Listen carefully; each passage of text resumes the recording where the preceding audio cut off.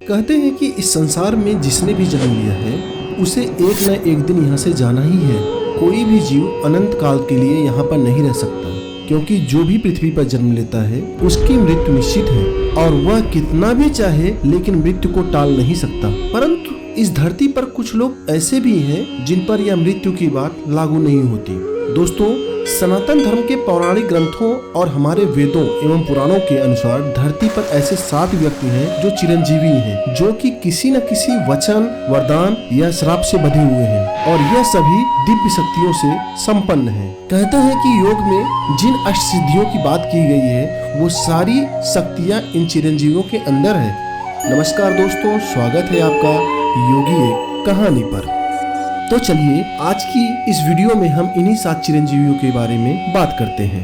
प्रथम चिरंजीवी अश्वत्थामा। 7 चिरंजीवियों में सबसे पहला नाम है अश्वत्थामा का। महाभारत में आप सबने अवश्य ही अश्वत्थामा के बारे में सुना होगा। अश्वत्थामा गुरु द्रोण के पुत्र तथा एक बलशाली योद्धा थे।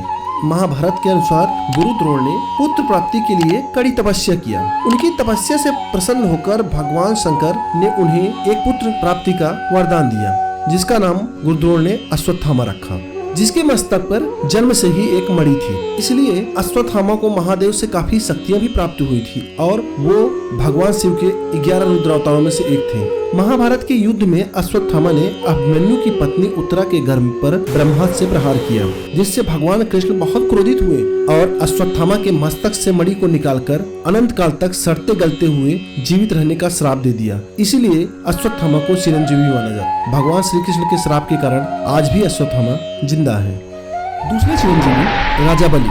7 चिरंजीवियों में आने वाले राजा बलि विष्णु भक्त, दानवीर और महान योद्धा थे। समुद्र मंथन के बाद राजा बलि एक अश्वमेध यज्ञ का आयोजन कराया, जिसका उद्देश्य तीनों लोक पर विजय प्राप्त करने का था। इस अनर्थ को होता देख सभी देवता चिंतित हुए और भगवान विष्णु के पास गए।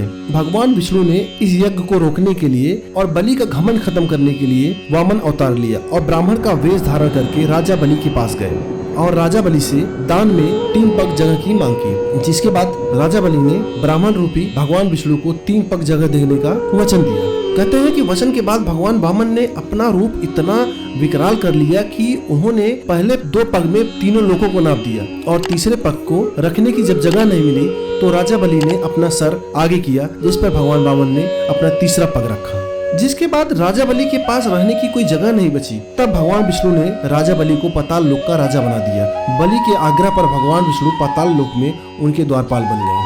तीसरे चिरंजीवी संकट मोचन भगवान हनुमान। हनुमान जी के बारे में तो आप सब बहुत सारे जानते हैं, जो कि भगवान श्री राम के परम भक्त हैं, जिन्हें चिरंजीवी रहने का वरदान प्राप्त है। भगवान हनुमान को अमृत का वरदान माता सीता ने दिया था। जब भगवान हनुमान लंका में माता सीता को प्रभु श्री राम का संदेश सुनाया था, तब माता सीता हनुमान जी का अपने प्रभु के प्रति भक्ति भाव देखकर बहुत प्रसन्न हुई और माता सीता ने हनुमान जी को चिरंजीवी रहने का वरदान दिया। इसलिए वो अनंत काल तक पृथ्वी पर रहेंगे और भक्तों के संकट दूर करेंगे। भगवान हनुमान को हमेशा अनंत ऊर्जा का स्रोत भी माना गया है, इसलिए उन्हें वीरता और ताकत का प्रतीक भी माना जाता है। मित्रों, क्या आप भी भगवान हनुमान के भक्त हैं? अगर हाँ तो कमेंट में एक बार जय हनुमान जरूर लिखें। चौथे चिरंजीवी विभीषण।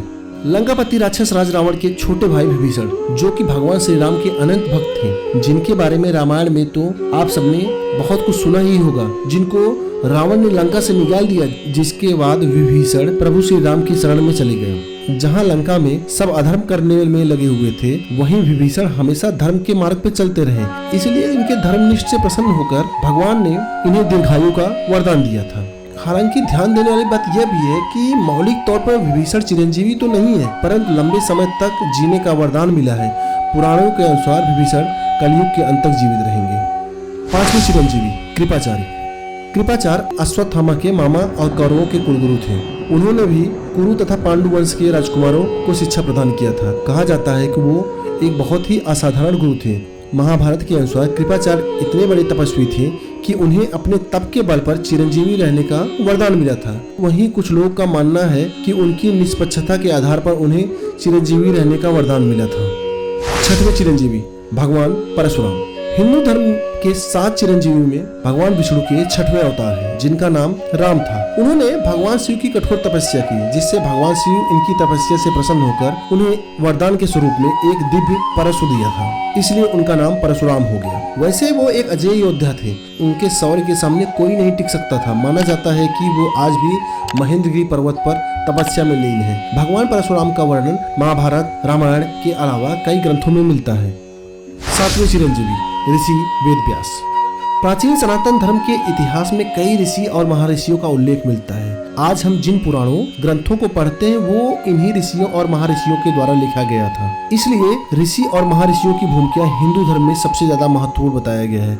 ऐसे ही एक ऋषि थे जिनका नाम महर्षि व्यास था। ऋषि व्यास, जिनको वेद व्यास के नाम से भी जाना जाता है, इनके बारे में बताया जाता है कि यह पैदा होने के कुछ समय बाद ही 16 वर्ष के एक परिपक्व बालक हो गए थे। इन्होंने 4 वेदों, 18 पुराणों, महाभारत, श्रीमद् भागवत गीता और भविष्य पुराण की रचना भी की थी।